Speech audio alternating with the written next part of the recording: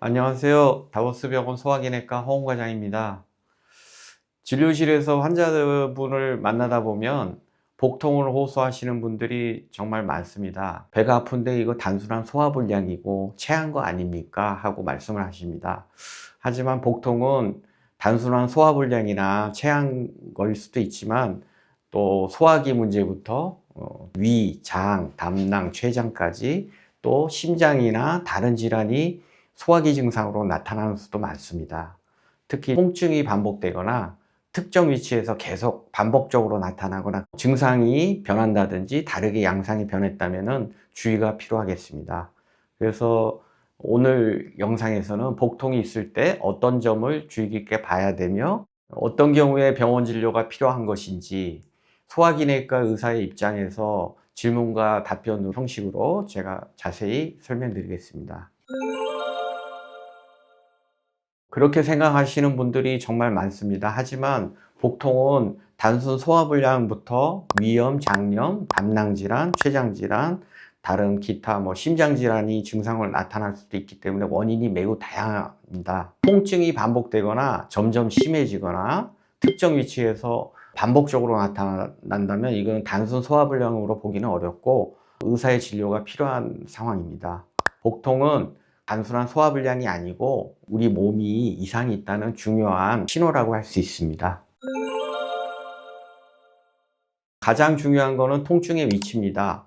상복부인지 배꼽 주변인지 아니면 오른쪽인지 오른쪽 상복부인지 오른쪽 하복부인지 왼쪽인지에 따라서 그 위치하는 장기가 다르기 때문에 의심하는 질환이 다를 수 있습니다. 또 하나 중요한 거는 언제부터 아팠으면 또 얼마나 자주 아프고 반복적으로 되는지 이 세 가지만 알아도 복통의 원인이 무엇인지 감별 진단하는 데 큰 도움이 되겠습니다.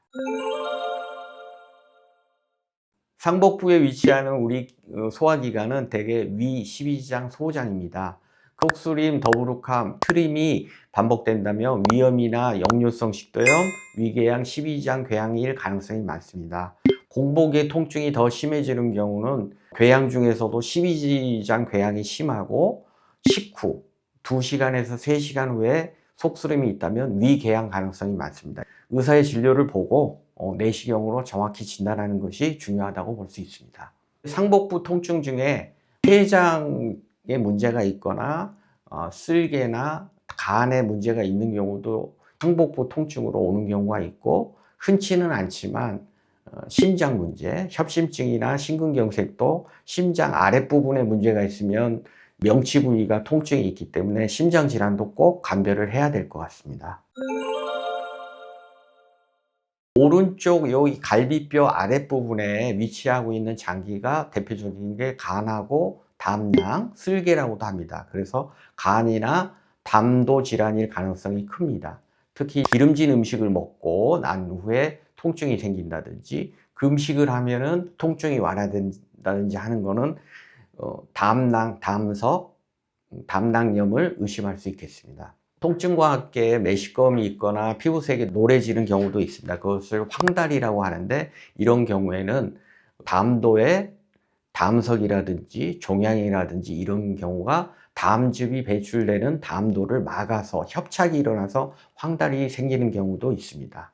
이때는 복부 초음파나 CT나 여러 가지 검사를 하는 게 진단에 도움이 되겠습니다.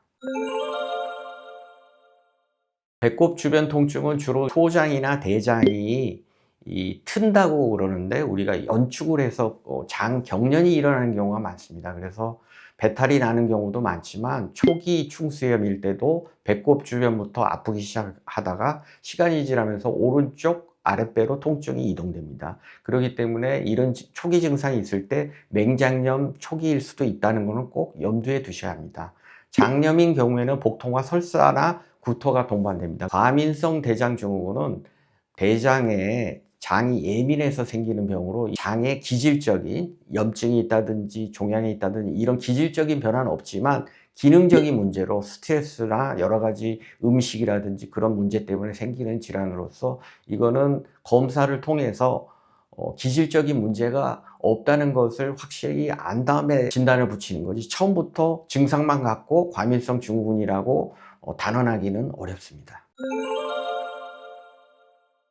특히 왼쪽 아랫배에 위치하는 기관은 대장으로서 대장과 관련 있는 질환인 경우가 많습니다. 가장 흔하게는 변비 때문에 통증을 호소하는 경우도 있고 대장염, 개실염 이런 경우가 있습니다.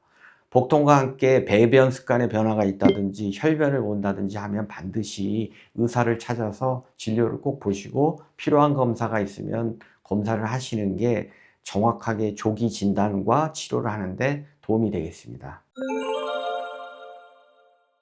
일시적인 복통은 경과를 지켜볼 수 있습니다. 우리가 흔히 아는 배탈 같은 경우는 음식을 조심한다든지 부드럽게 먹으면서 하루 이틀 보는 것도 방법이겠습니다. 하지만 통증이 2, 3일 이상 지속되고 점점 심해지거나 반복되거나 참을 수 없을 정도로 극심한 통증이 있는 경우에는 속히 의사 진료를 보는 게 바람직합니다. 특히 야간에 통증이 심해지거나 체중 감소, 발열, 혈변 이거를 위험 신호라고 합니다. 이런 세 가지 위험 신호가 있는 경우는 반드시 의사 진료를 보고 의사와 협의해서 필요한 검사가 있다면 검사를 하셔야 될 겁니다.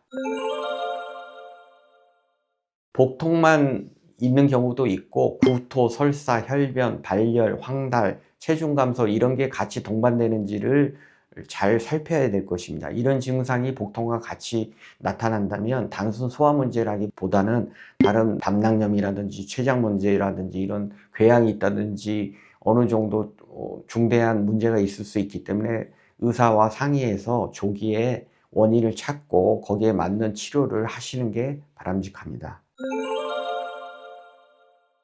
가장 기본적인 것은 생활 습관입니다. 규칙적인 식사를 하고 과식과 폭식을 피하고 절주를 하시고 금연을 하시는 게 바람직합니다.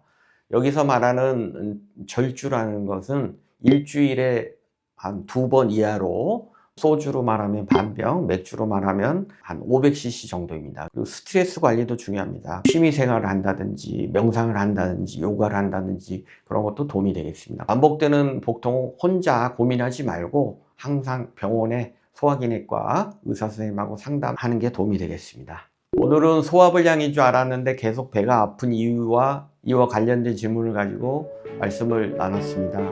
배가 아플 때는 위치, 양상, 동반 증상을 꼼꼼히 체크하시고 필요하다면 혼자 고민하지 마시고 전문의 진료를 꼭 받으시기 바랍니다. 감사합니다.